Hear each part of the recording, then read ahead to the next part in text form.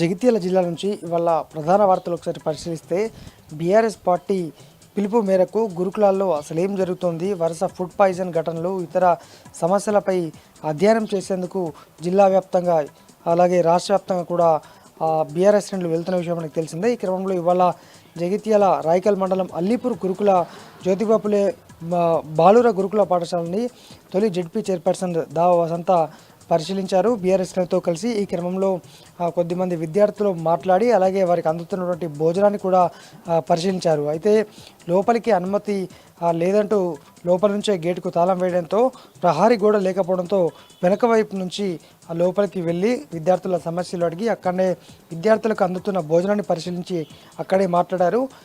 2 రోజుల క్రితమే MLC Congress party అధికార పార్టీ ఎమ్మెల్సీ జీవన్ రెడ్డి అక్కడికి వెళ్ళి విద్యార్థులతో సమస్యలు అడగగా వాళ్ళు నవంబర్ 14న మాత్రమే కోడిగుడ్డిచ్చారు. ఇప్పటి వరకు ఎటువంటి మెను ప్రకారం ఇవ్వట్లేదు, కోడిగుడ్లతో పాటు అలాగే మాంసాహారం అందించట్లేదంటూ విద్యార్థులంతా కూడా జీవన్ రెడ్డికి చెప్పడంతో కాంగ్రెస్ పార్టీ ఎమ్మెల్సీ జీవన్ రెడ్డి ఆగ్రహం వ్యక్తం చేస్తూ నిర్వాహకులను అలాగే యాజమాన్యాన్ని హెచ్చరిస్తూనే జిల్లా కలెక్టర్కు మొత్తంగా ఒక లేఖ అయితే రాయడం జరిగింది. తదుపరి మరి నిజంగా అందుతుందా లేదన్న దానిపైన టాస్క్ ఫోర్స్ కమిటీతో పాటు అలాగే ఇతర ఉన్నతాధికారులు అయితే విచారణ జరుపుతున్నారు.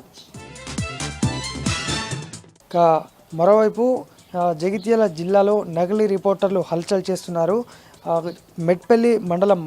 మెట్పల్లిలోని మల్లాపూర్ మండల కేంద్రంలోని ఓ గ్రామంలో నకిలీ విలేకరులు ఇద్దరు కూడా యువకుని కిరాణా షాపు సామాన్ తీసుకొని వెళ్తుండగా ఇదంతా కూడా నకిలీ అంటూ అతన్ని కారులో ఎక్కించుకొని భయభ్రాంతులకు గురి చేస్తూ అతని వద్ద నుంచి కొంత నగదును ఫోన్పే చేయించుకున్నట్టు బాధితుడు తెలుపగా పోలీస్ స్టేషన్లో ఫిర్యాదు చేశారు. దీంతో ఇద్దరు యూట్యూబ్ ఛానల్ రిపోర్టర్లు అయితే పోలీసులు అరెస్టు చేసి రిమాండ్కు తరలించారు.